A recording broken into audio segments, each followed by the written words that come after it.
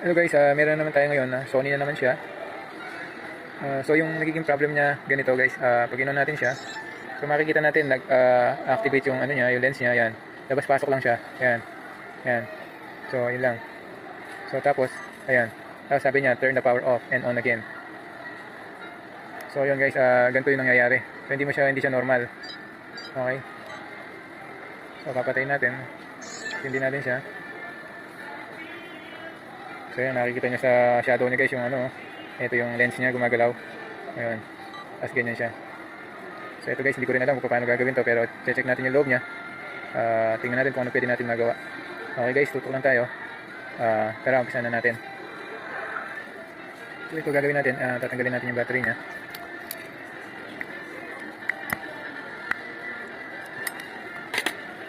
Tapos ito tinanggalan natin yung ano niya, screw niya dito dalawa. Okay, tapos ibabaklasin na natin. So gagamit tayo ng knife guys. So ito na guys, na-open ko na. Sinulgat na lang natin siya. Tanggalin natin yung battery niya ulit. Okay, ano ba yan? Higpit. Yun.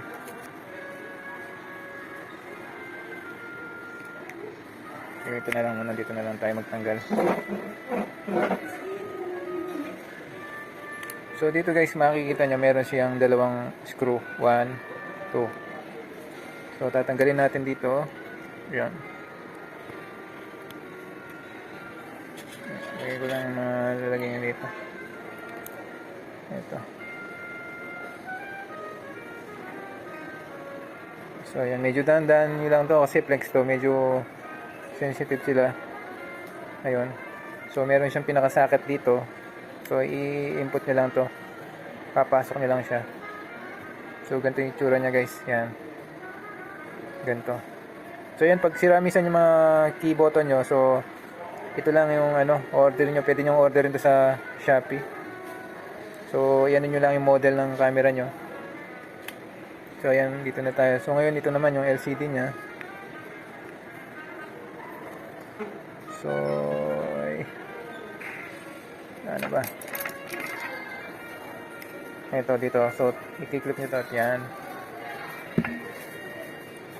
Dahan-dahanin nyo lang din. Ayun. Tapos ito, meron siyang pinaka-lock dito. So, ito, ano nyo siya. Ayun, i-ano nyo siya yung ganyan. I-clip nyo, pataas. Ayun. So, pinaka-lock nya. So, kung gusto nyo i-lock down nyo. So, tapos ipupull nyo lang. Ayun. So, meron pa siyang plate dito. So, medyo, ano to guys, iba-ibang klase yung mga, ano na mga digicam. So, ito, may screw siya rito, isa, dalawa. So, tatanggalin natin. So, guys, tandaan nyo lang yung mga screw tapos kung ano, i-video nyo siya para matandaan nyo kung saan nyo tinanggal. Yan, tapos, ito, ipupull nyo lang to. Yun. So, ito guys, kung makikita natin yung loob nya. So, ito yung sa lens nya. So, dito. Lens nya. So, sandali So, ito na.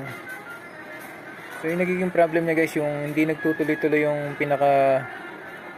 pinaka-program nung lens nya. So, itong IC na to, pati ito, usually same sila ng mga minsan sa mga laptop din, ganun din yung mga procedure nila.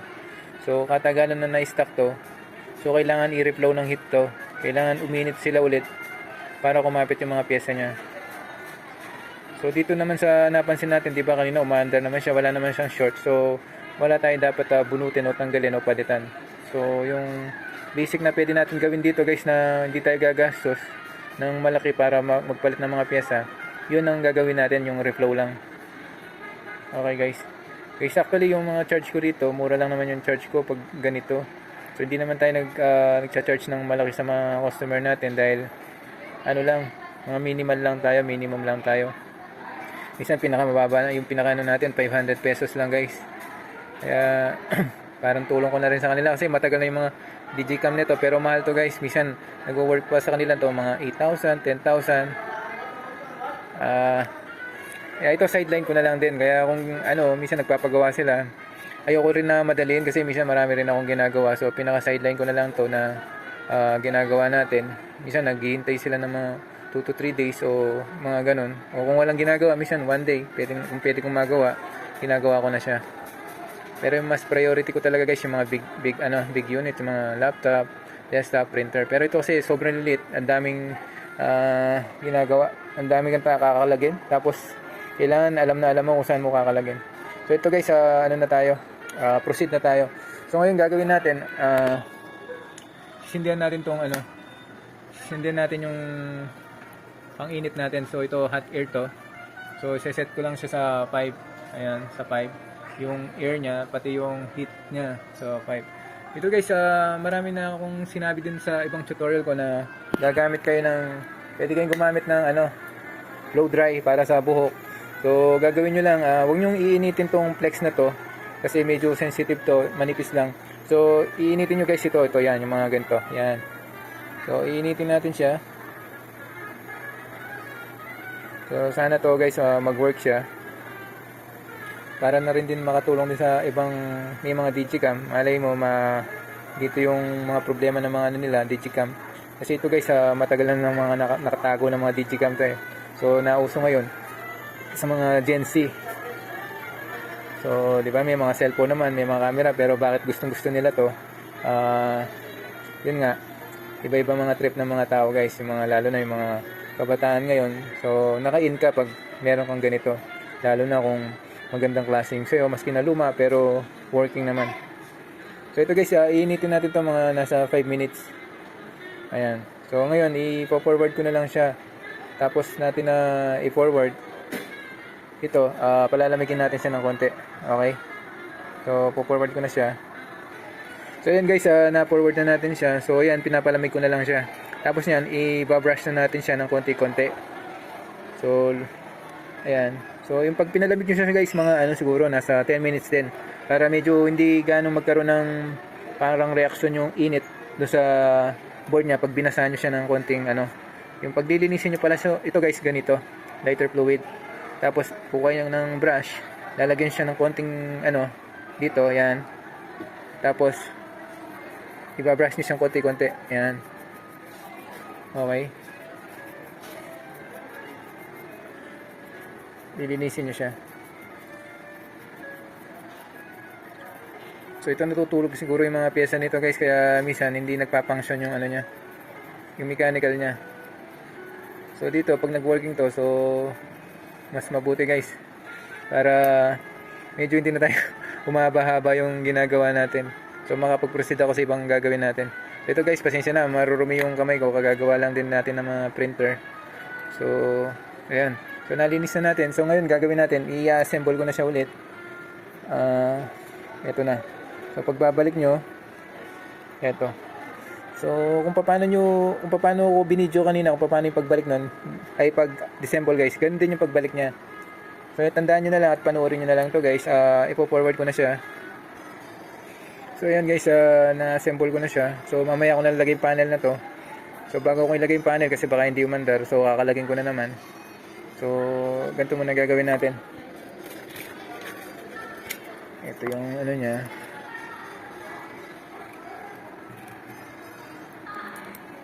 Yung memory niya, tapos ito yung battery niya.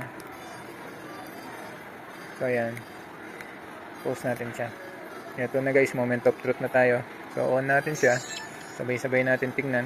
So makikita natin so hindi na gumalaw yung ano niya, hindi na gumalaw yung lens niya guys, naka ano na. So tingnan natin kung okay ba yung ganun. So set up natin siya. Yan, tapos okay ulit. Tapos down natin. Okay. Tapos okay ulit. Tapos down. So ito guys, sineset up lang natin kasi hindi under to dahil hindi siya mag-shortcut ng ganun. Kasi tinanggal natin yung battery niya, parang magre-reset siya ulit. So kaya ganun yung ginagawa nitong Digicam ngayon. So set up natin siya ulit para mag-proceed siya. So ayan, tapos okay daw, okay. So tingnan natin. Ba, ayun. Oh guys, so working na to. So kaya pala hindi na bumalik yung lens niya papunta ron. So ibig sabihin naka-ready na siya. Ayun. So gawin ko nga guys, tingnan natin, patayin ko lang. Ayun. So pumasok siya pag nakapatay siya. So pag in-on natin siya, di ba guys, naka-ready na siya. Ayun. So tapos picture tayo, tingnan natin. So yun, working na. Eto guys, thank you po. Nagawa na natin. So meron na naman tayong happy customer nito. Sa ganun pamamaraan guys, nakagawa tayo ng digicam. So sana ito guys, i-like nyo kung nagustuhan nyo yung video natin. Paki-subscribe na rin guys. Tapos kung ayaw nyo naman subscribe guys, maski thumbs up lang, okay na. Sana marami pa kayong panoorin na mga upload natin ng mga video na digicam na ganito. Iba-ibang klase rin. Tutok lang palagi guys ha. Thank you so much and God bless. Bye. So ako na lang mamaya maglalagay nito para at least medyo ma-shortcut na natin tong upload natin. Para hindi na lang kayo maghintay na matagal. So ganun na rin yung resulta nito. So nag-work na siya. So ito guys, thank you so much and God bless. Masaya na naman yung isang customer natin ito. Bye.